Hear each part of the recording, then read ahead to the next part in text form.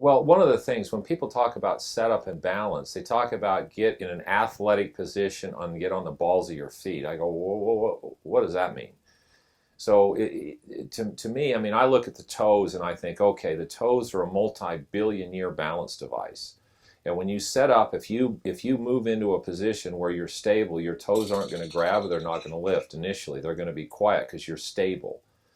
But when we look at golf, they've got people turning feet out and wide stances to promote one thing or another. But when you take the body out of its natural alignments, you might be promoting one thing, but you're totally ruining something else. So what is it that you're trying to do here? You're trying to get an overall motion, which there are some, what do you call them, laws, rules, or tendencies that if the body is in certain alignments, as it moves, it's going to be more able to handle. Most people don't understand those alignments, and our industry has fallen for the positions that a lot of good players got in over the years and then again copied them. So left foot turned way out. Why? Because then you can clear your hips faster. Well, the reality is the more your foot's turned out, no, your hips don't clear faster, they actually clear slower because there's nothing there, there's no stability, no resistance for that motion to happen. You got a lot of athletes who actually practice with their foot turned in because then they, boom, that stops and it creates a force and a motion. So it's got that acceleration, deceleration. So when I'm looking at balance, I'm looking at basically a 4-socket position from face on, and I'm looking how the joints line up. I'm getting the feet straight ahead, and anything that goes off from that alignment system, or when I'm looking from the side, I'm looking at the ears over the hips, over the knees, over the feet. So you're looking at that, and if those alignments are off, then there's going to be a compensation in how people set up. Of course.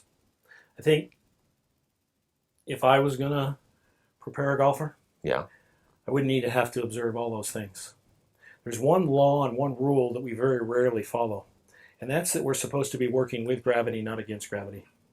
So if I resist to hold myself into position, is what you're basically describing, and that's why these segments, these 4 areas that you're looking at, get out of alignment, because we're going to have different levels of resisting into the ground, pushing the ground away.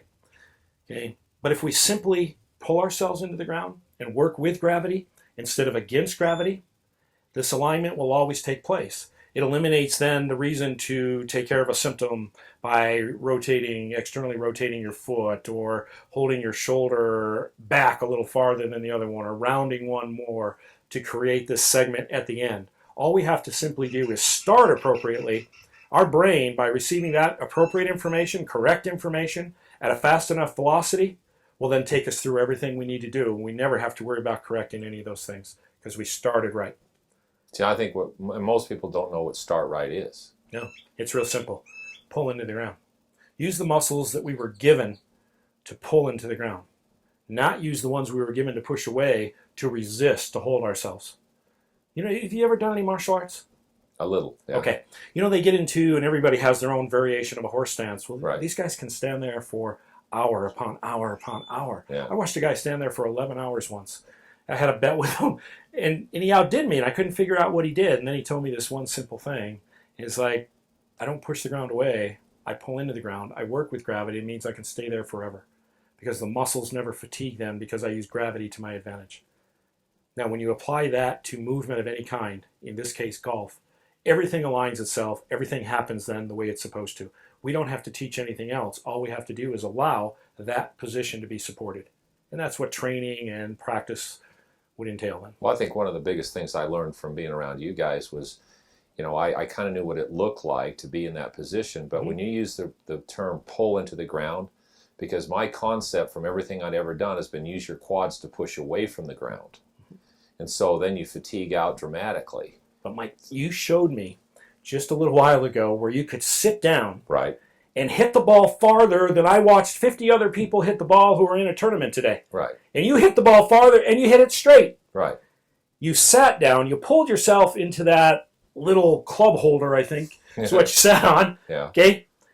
You didn't resist, because if you resisted, you'd have been up in the air, the club wouldn't have gone through the path that you needed to go through. So you pulled yourself into that. It's the same concept when you're standing. So you're really teaching that. And if you just master that one basic, simple task, which is easy for all of us, I'd rather try and remember one thing than 25 or 30 things. And as a coach, we can create coaches that can recognize the working with gravity as opposed to all of these segments, because they may see it a little different than you and I, Right. based on their knowledge and their experience, where if we can quantify it into something really simple, like pull yourself into the ground, just like you demoed to me. Yeah. We've got it whipped. You hit the ball. It was beautiful. I thought, okay, well, let's see what he really does, because I didn't know what would happen. Yeah. And the ball went straight and far. Well, I loved it. I can get, I've always done, and I made a living for a long time. I'd get tired of beating guys, so I'd say, well, I'll tell you what, I'll play you off my knees. So I would get down on my knees, and from my knees, I have more control, I'm more stable, and I hit the ball more solid from my knees with a driver, because there again, you're on your knees. It's just like sitting in that chair, like I'm sitting here. I mean, I can hit it further than most of the people who play. There's less information Right. that our brain needs to pay attention to and decipher what's important and what's not to complete this end task. Right. You just simplified it. Now, that's what we do when we teach people how to golf. We simplify it to the bare basics, and you go out there and you demonstrate that, and you're successful. Yes. I love it. Yeah. It's like what people talk about with that golf club.